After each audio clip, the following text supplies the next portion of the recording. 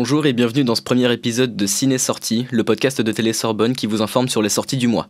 Aujourd'hui, revenons ensemble sur 3 films sortis en salle en octobre, à savoir Eiffel de Martin Bourboulon, The French Dispatch de Wes Anderson et Mourir peut attendre de Cary J. Fukunaga, le dernier James Bond. Tout d'abord au sujet du film Eiffel de Martin Bourboulon. Ce film revient sur l'histoire de Gustave Eiffel, qui est alors au sommet de sa carrière, et il est appelé à créer quelque chose de spectaculaire pour l'exposition universelle de 1889 qui se déroule à Paris. Outre son travail titanesque, le film met en avant une histoire d'amour forte entre deux acteurs. Nous pouvons mettre l'accent sur la beauté des images, de la reconstruction historique et des jeux d'acteurs. Cependant, le film a tendance à tomber dans le stéréotype de la vision de l'amour vue et revue, un peu lourde par moments, et le scénario ne va pas très loin. Donc on retient que c'est un film joli, sympa, mais sans grande innovation. Ensuite, parlons un peu du dernier film de Wes Anderson, The French Dispatch. Ce film met en scène un recueil d'histoires tiré du dernier numéro d'un magazine américain, publié dans une ville française fictive du XXe siècle. Après le décès de l'éditeur en chef, l'équipe éditoriale décide de publier une dernière édition, afin de souligner les 3 meilleures histoires de la dernière décennie. Que peut-on dire de ce film ? Tout d'abord, le casting est incroyable. Ensuite, nous avons adoré le concept et les histoires originales. Mais comme tout film, il a ses points négatifs, il est assez difficile à suivre, il y a à certains moments un manque de cohérence, énormément de personnages différents, ce qui fait qu'il est difficile de s'attacher à eux et de s'investir dans le récit. Ce n'est clairement pas le meilleur Wes Anderson, tant il est difficile d'entrer dans l'histoire, mais les images sont très belles, donc on le recommande quand même.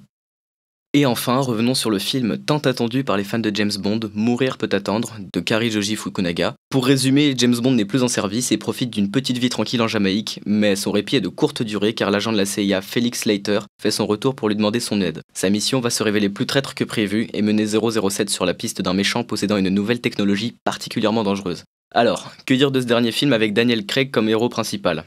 Eh bien, nous avons été plus que mitigés. Pour commencer par les points négatifs, il y en a plusieurs. On retrouve ici un Bond vraiment sage, même philosophe. On constate la prise d'âge par rapport à son dernier film, ce qui rend le personnage un peu faible, voire mou. De plus, constamment tourmenté par son passé, Bond est presque sinistre. Et pour ce qui est du méchant interprété par Rami Malek, il est un peu fade. Il manque un peu de charisme, il est un peu unidimensionnel, c'est un méchant de James Bond un peu passe-partout, quoi. Et puis en plus de ça, le scénario paraît décousu à certains moments.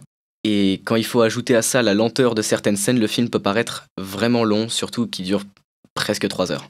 Mais il y a quand même des points positifs. Le gros plus, ça va être que Bond a un peu su faire évoluer son image. Il est plus franc, plus humain, plus vivant et un poil plus féministe.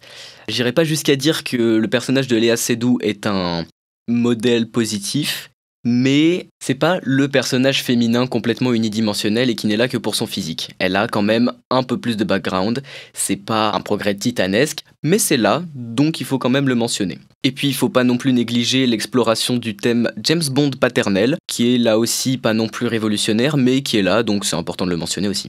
En résumé, les femmes combattent maintenant aux côtés de James Bond. On a une scène avec Paloma, on a le personnage du 007 féminin, on a Madeleine.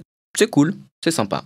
Pour terminer, petite mention spéciale aux gadgets aussi, qui sont plutôt sympas et inattendus. Et puis au niveau image, on en prend plein la vue. On passe par Cuba, la Norvège, l'Italie, la Jamaïque, Londres. On fait un tour du monde et ça régale. Les décors sont absolument magnifiques. Sans parler du petit bonus niveau musique avec Hans Zimmer et Billie Eilish, ça fait toujours plaisir. Pour conclure, le bilan est plutôt positif parce qu'entre le retard de la sortie, le fait que le film est sorti au moment de la chute de fréquentation des salles et la pression du au revoir final de Daniel Craig en tant que James Bond, bilan mitigé mais qui tend vers le positif. Voilà qui conclut ce premier podcast sur les sorties au ciné, on espère qu'il vous aura plu et à la prochaine fois.